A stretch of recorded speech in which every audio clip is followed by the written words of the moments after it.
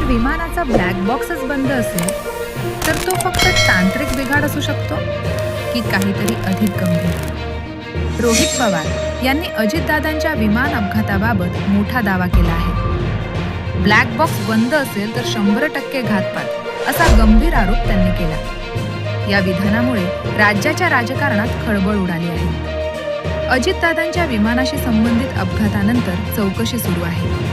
दरम्यान रोहित पवार यांनी माध्यमांसमोर बोलताना ब्लॅक बॉक्सच्या कार्यप्रणालीबाबत प्रश्न उपस्थित केले. ब्लॅक बॉक्स म्हणजे काय? विमानातील फ्लाईट डेटा रेकॉर्डर आणि कॉकपिट व्हॉइस रेकॉर्डर जे अपघातानंतर सत्य बाहेर आणण्यासाठी अत्यंत महत्त्वाचे असतात.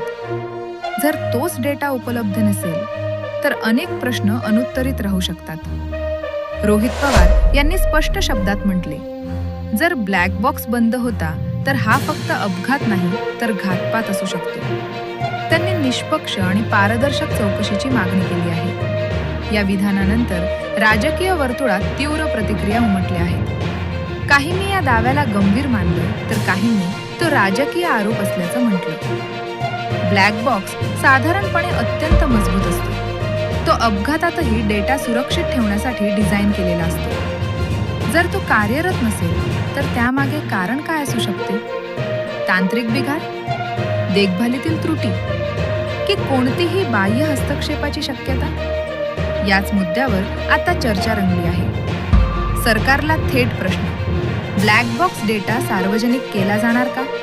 चौकशी अहवाल कधी येणार? तपास पूर्णपणे पारदर्शक होणार का? कारण हा विषय फक्त एका नेत्याचा नाही, तो विमान सुरक्षेचा आहे.